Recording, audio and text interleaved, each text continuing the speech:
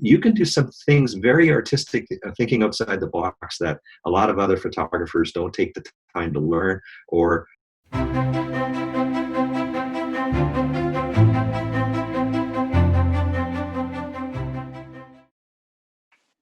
Hey, Wiki Hunters, welcome back to the Art of Photography podcast, where we share our hope, our purpose, and how we get happiness through photography. And today I have a special guest. He's been a designated master photographer in fine art, and he also have been, receiving multiple awards and been in a lot of galleries. And this year, actually, his 40-year anniversary of starting a photography business. So congratulations on that. And this is Jim Brompton. Hey Jim, how you doing? very well. How are you, Stanley? Yeah, I'm doing well. Well, congratulations on the anniversary. That's, especially the timing with like receiving all these awards. I think that's great. Yeah, no, it's been a lifelong journey for me, for sure. Yeah. And to pass that 40-year mark was just a real blessing, and I'm so happy I've been involved in it for that length of time. Yeah, so that's great. Wow, 40 years. I mean, that's crazy. What tell us a little bit about yourself, who you are, and what's your passion in photography itself, what sort of photography and so forth. Well, a long time ago, it all began, and I used to focus on mostly wildlife and nature scenes.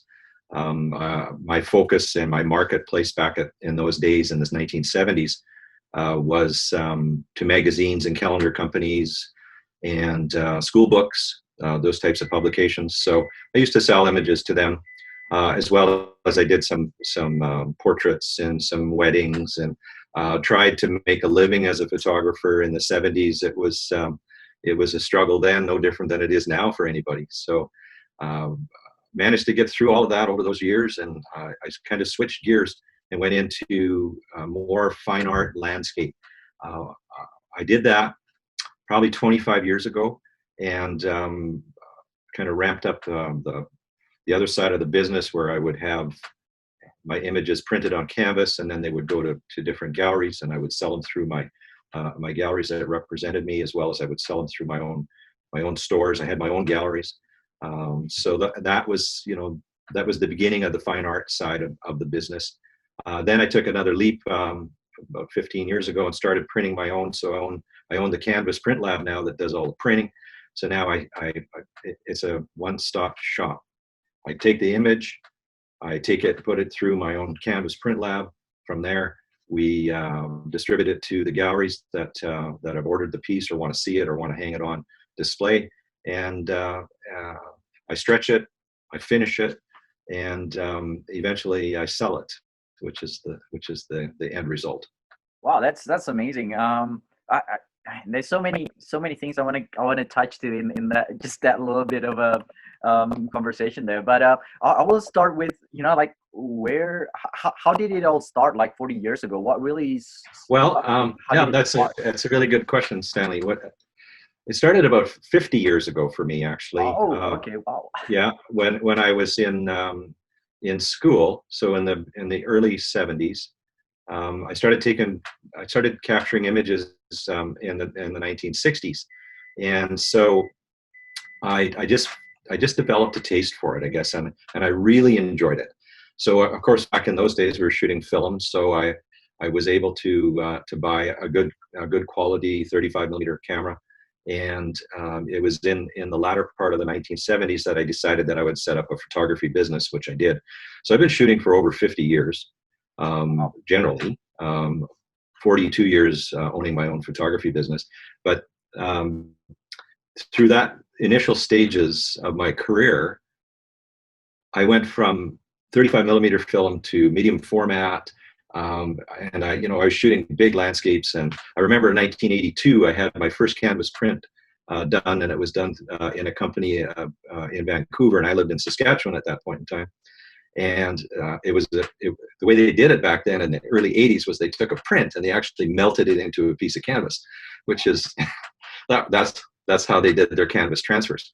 So I remember clearly buying that piece and saying to myself, "Wow, this is going to change the world. Like we can put our own photography on canvas now, and actually truly become an artist." And so that part of it that really excited me, and I continued to shoot medium format, and I've always been a Canon shooter, so I've always had a Canon film cameras. I had several of them, wore a bunch of them out, dropped a few over some cliffs. You know, it's all of the exciting stuff, you know, and lo and behold, I remember talking to the Canon rep, and I think it was about 85. I had dropped a Canon F1 film camera off of a ledge that went, I don't know, must have gone 500 feet below and bounced its way all the way down.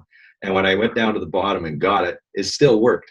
So that was kind of a testament to me, I guess, as to how, you know, what the quality of the gear was back then. And I still shoot to this day. I still shoot digital, of course, now, but all Canon gear, all Canon L glass, and it's a big investment. And it's something that you have to, well, for me at least, I don't think I could change systems as much as I know that there's new systems out there, but it's so costly to replace the glass. It's not so much the camera. It's, you know, I got $60,000 worth of lenses in my arsenal, and I just can't afford to go and replace all that. So I love my Canon gear, and it does a great job, and I'll continue to shoot it. So.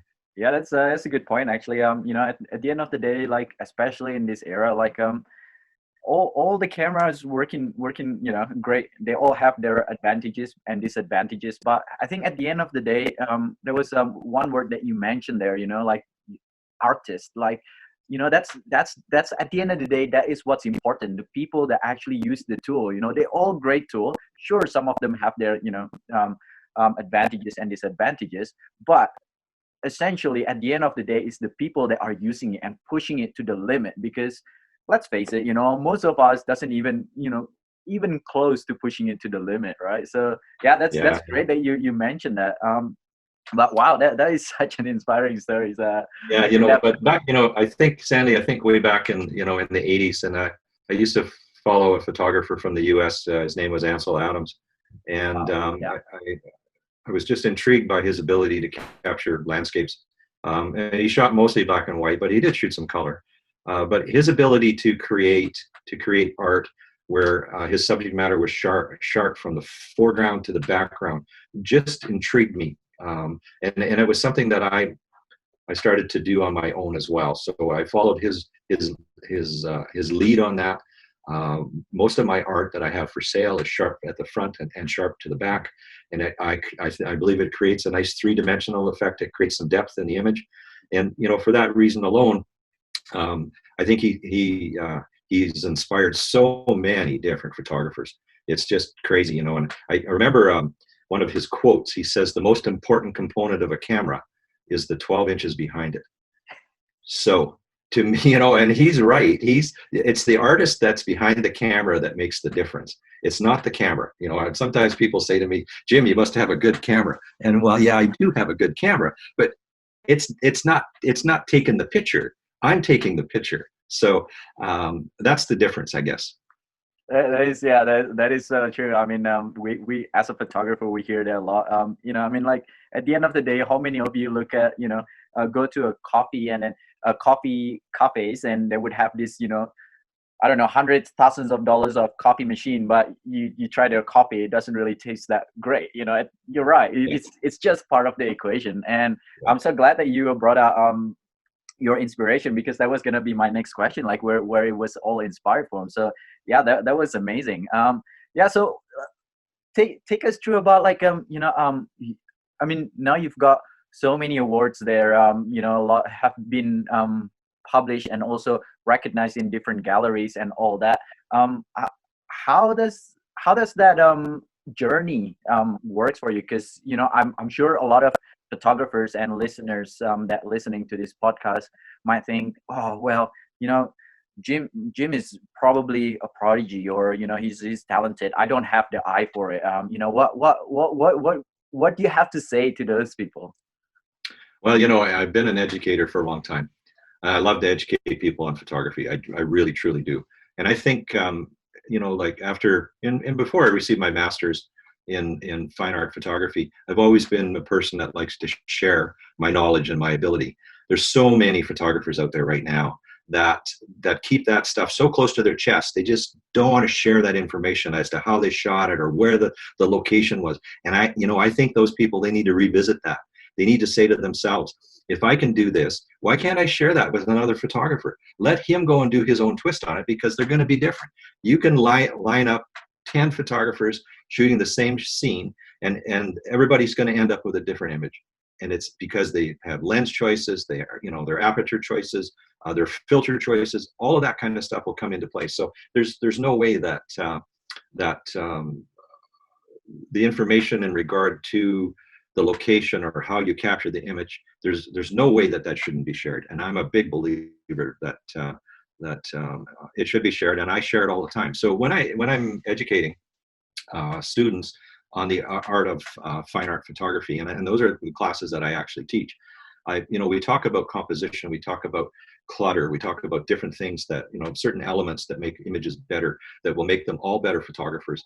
And I can honestly say, of all of the people that I've taught over the years, I know that some of them, if not probably all of them or most of them, have gained information that they use regularly now that makes their own imagery that much better, and they feel good about it, because now they've got something that they can hang on the wall, or they can sell, or whatever they want to do with it, and that's up to them. So I've always said to them as well, hang your own art on the wall, don't buy mine, just shoot something. It's beautiful, it's yours, why wouldn't you put that on your wall? So that's the way I kind of roll.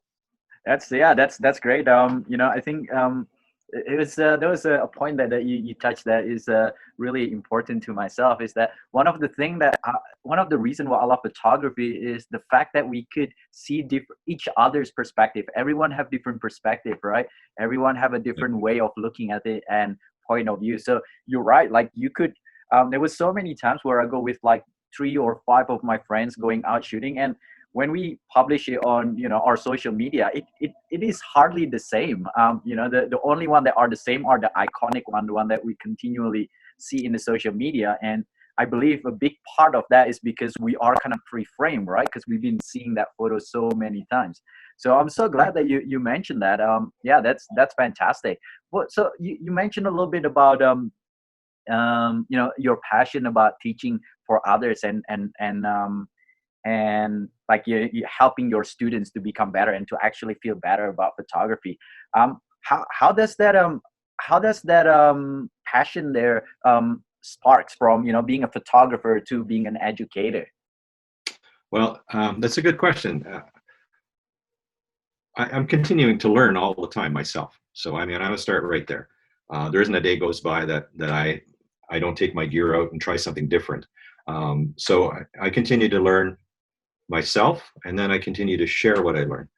So as far as what drives me to do that, I'm going to suggest to you that photography for me is I'm very passionate about it. I'm incredibly passionate about it. When I'm actually out shooting, there could be a train go by me and I won't even hear it. It can be 40 below zero and I'm not cold. It's just I focus on what I'm doing, and in that element, I forget everything else. And to me, if you can give that kind of dedication to anything, you're going to have a good result. So that's how I kind of approach my teaching, my own photography, with a lot of passion, and it has to have some good bones too, though. So it needs. There's certain things, like when I'm instructing, we go through a checklist. You're not going to have a good foundation on a house if it isn't solid. So what do you need? In a landscape photography, especially fine art landscape photography, you need a really good tripod. You got to start right there. Without that, man, you're all over the place. And I think it's my opinion that tripods will make every photographer a better photographer. It allows them to take some time to create the composition. It gives them time to create level horizons. It stabilizes the. Sorry. Yeah, right. So yeah, it's. Let me just go back. Yeah, I don't go know if right back. you want to get rid of that or not, but that's up to you. Um, I'm going to stop that from happening again. And you know, it was just one of those calls that doesn't matter, right? So back to what I was saying. The foundation of a good photograph starts with a tripod, and when you have a good solid tripod, it'll carry all your lenses. It'll reduce your vibration. It allows you to compose better. I like to buy tripods that don't have center columns because I think center column tripods can add the effect of some movement. So I like a platform tripod. I also like to buy tripods that are 8 or 9 feet tall when they're fully extended, so I can work on the sides of cliffs and mountains where I can reach out with those legs that that will help stabilize it. And the key is to make sure everything's level. So large, big multi-stitch panoramas are achievable off a good quality tripod. I like to shoot them vertically. So those are the kinds of things that I teach. And that's probably the very first thing that I teach is stabilization. So every landscape photographer, in my opinion, needs to start with that foundation. Oh, that's great. Yeah. I mean, tripod is, yeah, in landscape especially, is such a big foundation, right? I mean, Yeah. I carry a small travel tripod because I travel a lot. But yeah, you're right. In many cases, it's like, man, I have like, I wish I have, the bigger tripod where it could actually sits properly, and then just not try to take 10 photos in hope that one of them becomes sharp. So yeah, that's very true. It's really funny that you mentioned that straight off the bat, because most people doesn't think about tripod until later, right? They usually think about it like more about the exposure triangle or whatever that is. So Right. yeah, that is great to hear. I think a lot of the listener definitely can relate to that. Yeah, so like going back to your awards, I think you got 7 of the prestige, was it, and one of the No, uh I had 7 awards of distinction in 7 2018. distinction Yeah, and one awards of prestige. Yeah. distinction and So one prestige. And I had eight entries, and I had won an award for every one of them, and was also nominated that year for Nature Photographer of the Year through Master Photographers International. yeah, so So that's amazing, right? I mean, congratulations first of all, but at the same time, how do you create those images?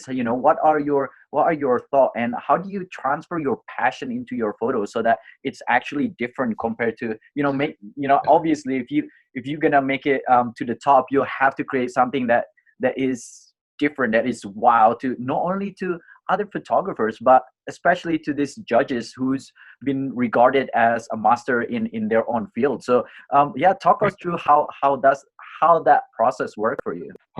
well, that process begins probably at 4:30 a.m. every day.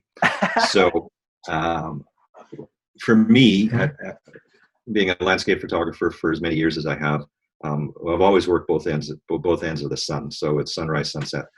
Um, the filters allow me to shoot through the day, so I can shoot all day long. But the last 20 years, I've been a travel photographer, and we travel all over the world. And we'll do long-term stays. Like we'll go to Hawaii for 2 or 3 months at a time, or we'll go to Australia for 6 months or 5 months or 4 months, and then pop over to New Zealand and then jump to Fiji. And so we get to do a lot of travel. We do a lot of homework before we go to make sure that we go to the places that we want to see. I'm not a believer of shooting places that have been shot to death. I would rather find something that's more remote, that people haven't seen, and I like to create my art from that type of vision of those vistas. Um, so it literally starts in the morning. So I can give you an idea. So last time I was in Hawaii on the island of Kauai, I was there for a little over 2 months. Shot every day, shot every single day, never took a day off. My day would start at 4:30 in the morning. I'd grab a coffee. I'd make a walk down to the beach, which was about a 5-minute walk or less from where we were living. Of course, we rent long-term places if we're going to be there for a long time. So we have a nice apartment that's furnished, and so I walk down to the beach. I'm there at least 30 to 40 minutes before the sun is starting to think about the horizon, and that's when I start creating it at that point. I start looking at what the sun's going to do, what kind of cloud cover we have. So I need to make those decisions fairly quickly once the sunrise begins. But my pre-planning for that is, like I say, 30 or 40 minutes before the sunrise. From that, I'll determine my composition. I'll determine what I want to shoot, what I want to tie into it, whether I want to put some rocks in the foreground. And so I'll work the beach. And then I'll also determine my filter usage. I'm a big believer of creating my images in the camera. So I really like the use of filters on my lenses. It allows me to be very artistic.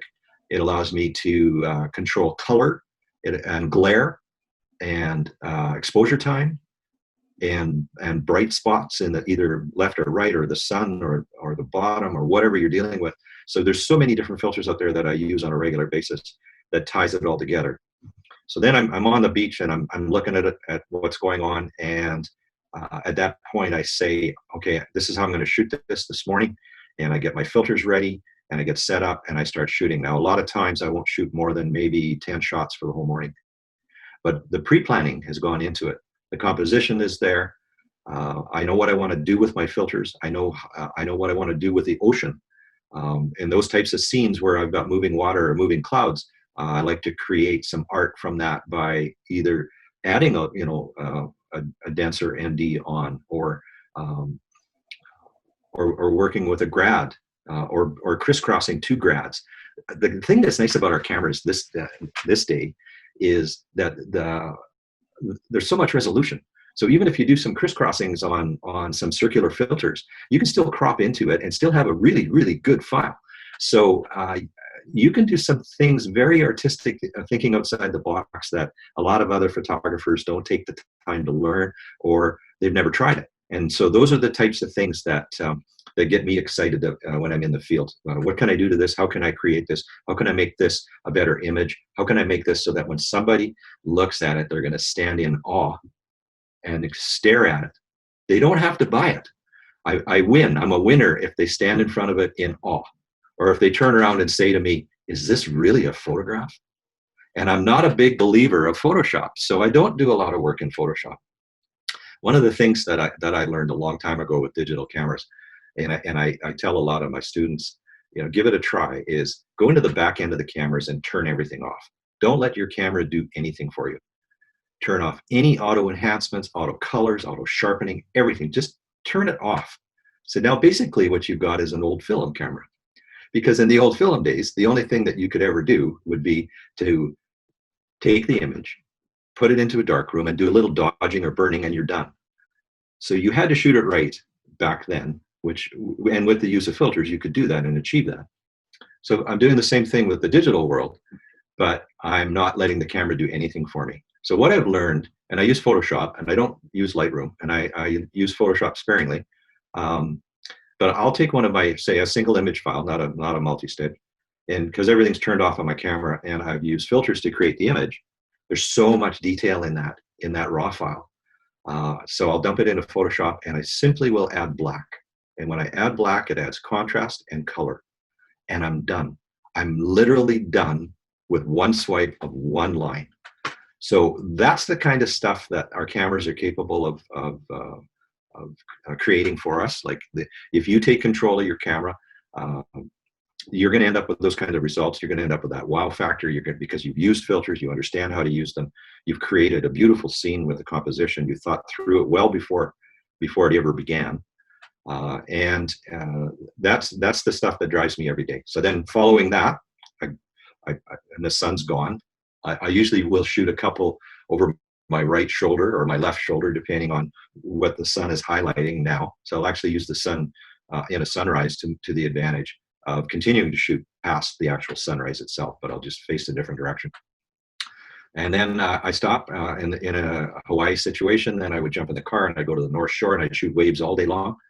And at the end of the day, the North Shore is fine too for sunsets. So I'd wait it out up there and shoot my sunsets, and then I'd go home. So a very long day. I mean, they're 15-hour days, and I did it the last time I was there. I did it every day for 2 months and 5 days, I think. Wow. Yeah, that's a great It's all insight. about it's all about dedication, Stanley. You just got to be dedicated to it, you know. Yeah, that's a great insight. But I think most of photographers out there who really trying to push to get that a wow factor or something that is different in their photography, because at the end of the day, like if you want to grab that wow factor, you have to be creative. You have to find a time where other people would be in bed, or a time where other people would be facing the other way, right? So that was, Yeah. yeah, that's great that you mentioned that. Now, one of the things that I want to talk about there, I I'm aware that you're a Kase Filter Ambassador here in Canada, and you talk about filter just on that last point there, and how the filter can not only help to create better quality images, but also help you with creativity. So yeah, like talk to us a little bit about how can how does the filter help you to create these images that are wow, or that are different, or they are a better quality than you would have shot without the filter. Right. Well, photography, as you know, is all about light. So if you can manage light, you're going to end up being a good photographer. So um, my first filter that I go to is the newest filter system on the market by Case Global. Case filters have absolutely shocked me. My camera bag consists of probably near $5,000 worth of filters from other companies, made by other companies, and I would always buy when a new company had a filter come out. I would always buy it because I love shooting with filters. So I would just see how it compared to the last one I bought. Um, I've been working with Case now since November of 2019.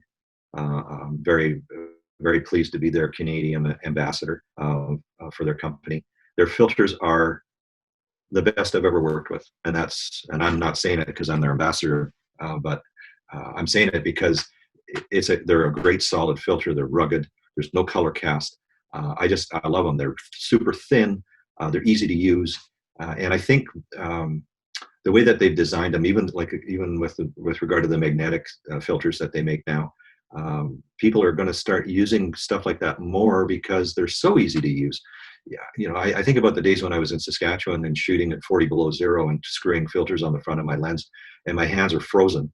The design of this magnetic system, by having the ring screwed onto your lens before you even get out of your warm car, and then set up, and you can just literally just go click, click, click, click, click, and your filters are stacking, and it's just so nice to work with. My go-to filter, though, the very first one is always and will always be a polarizer. It's something you can't do in post. So there isn't a program out there that can add polarization to an image. So if you shoot an image without polarization, you can't fix that. So polarization to me is one of the most important things.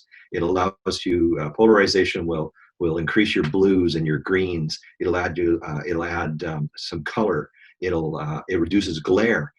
Even if you're shooting a forest where you've got wet leaves and there's a glare on the leaves from the available light, you can dial that polarizer to eliminate that. So now all you've got is this texture, and you've got this beautiful saturation.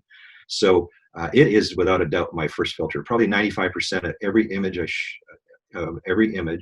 that I've captured in the last 35 years, I've had a polarizer on it. So that's my go-to. The new systems nowadays, even if you get into the sheet glass systems, like Case makes an awesome K9 system. It's their 100 series, and so you have 150 by 100 mil sheet glasses, and there's a lot of leeway with that, where you can move your grads up and down, so you can control the light where you want it. Another nice thing about that system is if you got some side light coming in, you can turn the whole adapter ring so that you can have your grad at an angle. But the key to that is you've already put on a magnetic polarizer, you've dialed it in, and when you do turn that, it's a geared ring, so it actually turns the polarizer. So it keeps everything as set. So when you put like I was talking about a foundation before, so you're on a tripod, you put your polarizer on, you dial it to your liking, whatever you want, and then you start being creative with the rest of the filters to add, control the light and add time. That's, to me, is key. This is when you become very artistic. This is when, to me, you become an artist. You become a photography artist. and that's something that you're going to develop on your own. It's going to be a style. You're going to have a style. People are going to be able to look at an image down the road and they're going to say, Stanley shot that. I mean, this is the kind of style, so that people will start recognizing, your workflow, what your images look like. And in my case, I mean, I have, because I've been shooting for so long, I've got nice big landscapes. I've got a lot of water work. I love my oceans and beaches. And I know when I post an image that has a wave in it, or a sea, or a scene or a sunrise of an ocean, I know, and I get comments all the time on my social media. I knew whose photo this was before I even looked at the name. So that's the kind of stuff that you can get down the road once you develop that style. And your style is going to be creative with the use of your filters. So I strongly recommend, if anybody that's shooting now isn't shooting with filters, they need to visit that. And I think that they'll find that their imagery will get a lot better in the end if they do that. Yeah, that's fantastic. I mean, I've been shooting with Kase Filter. I've actually used the Lee filter before I got into Kase Filter. And when Kase kind of approached me, I was excited. Actually, I've seen the magnetic filter, and that was like mind blowing, because before I used to have a circular polarizer, and I would try to screw on the adapter ring on the circular polarizer. And, oh my God, it was such a big nightmare. So that was such a big thing. And, it was really funny that you mentioned how the circular polarizer is so important in the quality of a photo. Because looking back through my photo series, sometimes I go back and I would start editing them, and I would go like, man, I just wish I had a circular polarizer, because, back when I first started, I think that was a really good thing that you mentioned there. Back when I first started, circular polarizer was more about, for me at least, I understand it to take away the glare from the water. So if you want to Right. see through the water, but actually you don't realize that if you shoot even in the forest, even if it's overcast, you get a lot of glare on that leaf. So by Yeah. putting that circular polarizer, it takes away all that, and the color and the texture just comes out. So yeah, like that was amazing that you mentioned that. And yeah, like that the the fact that you could actually control the light, that was the other thing that I think it was really really great that you mentioned it. Because I always knew that light was important. It is the most important of photography, right? I mean, at the end of the day, if it's dark, no lights at all, it's just pure dark. It doesn't matter what you do with it. But you mentioned there that using a filter, you could actually control the light. That was actually a big aha moment for me, because even though I knew that was the main purpose of it, I never really think of it that way. So it's definitely a game changer there. So as a sunrise and a sunset shooter, do you use a lot of the reverse grad, or also known as the sunset or sunrise filter? And Yeah. yeah, take us through how that kind of helps in your photography. Yeah. At nearing the end of the day, once the sun actually sets, the reverse grad is a filter I like to use, because it's a little lighter on the top, but you can still control the horizon. So, but what that allows you to do is to compared to just a grad ND, it allows you to see, because it's a little bit lighter on the top, you can actually see the stars and whatnot starting to appear, but you can still see the color of the horizon, or you'll start to catch some of the northern lights, early northern lights in the evenings. So because the filter is not dark to the top, it allows you to capture that beginning of the end of that sunset. So it's always been something that I've really enjoyed shooting. Is once the sun's down, we still have a really nice color along the horizon plane, but you can start to see the Milky Way, or not the Milky Way necessarily. It has to be darker, but the northern lights. You can start to see the northern lights starting to get active, and then you can start shooting, and you still have color on the horizon, and you've got the northern lights already appearing. So you can't do that without the use of a filter. It's just not going to happen. So back in the old days, I mean, we had graduated neutral density filters, but there was never a reverse grad. I mean, that was, I've never heard of, all of a sudden, hey, there's a reverse grad on the market, and now there's a center grad. And, those are the specialty filters that are out there that will allow you to enhance your imagery and make you a better photographer and make you stand out. So, like talk a little bit about the center grad. So now you got a strip right across the middle of the filter. And it's light on the top and light on the bottom.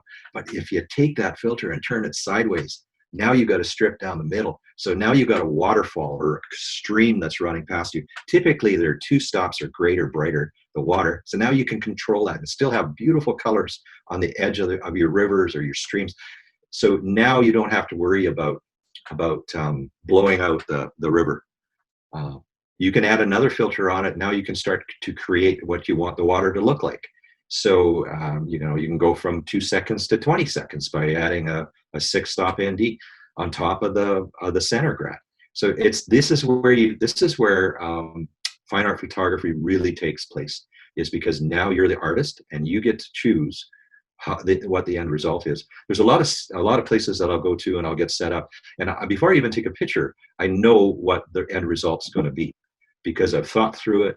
I know what my camera's capable of. I know what my filters are capable of doing. And because I've done it for so many years, I can see the end result before I even take the first photo. So that to me is something that I've earned. I've earned that because I've shot millions of photographs in my day. And it's kind of like in in the old day where or even now, I don't rely on my meters very often. I kind of know up here where I need to, because I always shoot manually, so I know up top where I need to set my exposure and I always shoot f8 or f11. Seldom do I shoot beyond f11, but unless I'm looking for some softness. But I mentioned earlier about Ansel Adams, and I like to be sharp front to back. So pretty much all my cameras, all my lenses, what I call a happy spot is the sharpest part of that lens. And I mean, most lenses, it's midway between, if it's a 2.8 lens and goes to f22, it'll be in that f11 range, or f8 to f11. There's a lot of programs out there that have done tests on these, so you can actually see, which aperture gives you the best sharpness. So I always say to myself, well, why don't I rely on that? I mean, if it's f8 or f11, then I want to shoot f8 or f11, and so I do that, and so that gives me the ability to have something very sharp, and then I start creating outside that sharpness the use of filters to create the actual image. That's great. It's actually really funny when you think about filters, because like we there's a lot of misconception there, especially for people who doesn't really get into photography, all into that depth. People think filters are the things that they put on Instagram, right? So there is a big misconception about filters, and the funny thing about filters is actually it helps you to do less post-production instead of the other way around. And that was really funny, because so like when I see people kind of comment, it's like it's like, oh, stop using the filter, like let the nature, like bring out the true nature. And I was like, actually, if you use it correctly, it would actually bring the true nature instead of having to process it. So that's really funny that you mentioned that. And yeah, the sunset filter, the same with you. I never heard of it until I got the master kit, and I was like, wow, I didn't even realize that the light was like that when the sun actually disappeared on the horizon until I used them. I'm just like, wow, that's amazing. So yeah, that was really great that you brought that up. Yeah, look, we're coming towards the end here. I think one more question that I'd like to get from you. If you were to give an advice to your younger self, when you started photography, and I know that a lot of people out there realize that they like photography, but they just not sure where to start. And I think with the social media, a lot of people kind of, it's like they get discouraged because they see amazing photos out there and they feel like, I don't think they don't think they can do it themselves. And I'm sure as an educator, you'll come across that often. So if you were to tell your younger self, and your pessimistic self, I suppose, I'm not sure if you were like that. I know that I gone through that phase before. What would you tell that your younger self? Well, I over the years I've made a lot of mistakes, and I think mistakes are good as well because they they teach you what not to do. So I mean, I look back 40 years ago, and I'm thinking to myself, well, I want to be a photographer. How do I make money and all this kind of stuff? And I think now that where I am today, I don't think the money should be as important as I put the weight on it back then. I think I think the ability to become a better photographer back then is something that I wish I would have developed quicker than I did. And so it's through that length of time where you make those mistakes and you learn from your mistakes. Over a period of 15 years, if that process could have sped up, it would have been so much better. But I'm a self-taught photographer. I don't I've never taken any education on photography other than perhaps the odd thing online now, but not back then. Of course, we didn't have computers back then. So it's something that I wish I could have learned quicker, I guess. But now where I am today, and like I mentioned earlier, I still continue to learn. I mean, every day I go out. I went shooting yesterday, and I was playing with some filters and just doing some different things that I hadn't done before. So I'm out testing the waters, as maybe a good way to put it. But it's a continuation for me, and I don't see myself quitting anytime soon. And I'm probably going to be one of those guys that loves his job right to the end. So what's better than to be able to make a living as a photographer and a travel photographer, to travel the world and then to have galleries to sell your work and to print your stuff. I print for other photographers too all the time, and I see their abilities, and I see some stunning stuff. Like, oh my God, there's some great photographers coming up in the world that I've been, in Canada. Yeah, I even print for some out of the U.S., but their work is exceptional, and I can just see that at some point in time they're going to be, well recognized for their ability. And they're, and then they shoot all different kinds of cameras. We had talked a little bit about that before, the mirrorless or the big name brands. Well, I see quality files from other photographers that shoot a variety of different pieces of equipment, and they're all good. They're, as much as, I mean, I shoot Canon, and I think you shoot Canon as well. Yeah. I look at some of the Nikon files, I look at some of the Sony files, and and I get to see them firsthand in my print lab, and they're quality stuff. So I don't think a person can say to anybody out there, "Don't buy this camera." Or my best advice to anybody that's out there right now is spend the money on your glass, buy a good lens, cheap out on the body.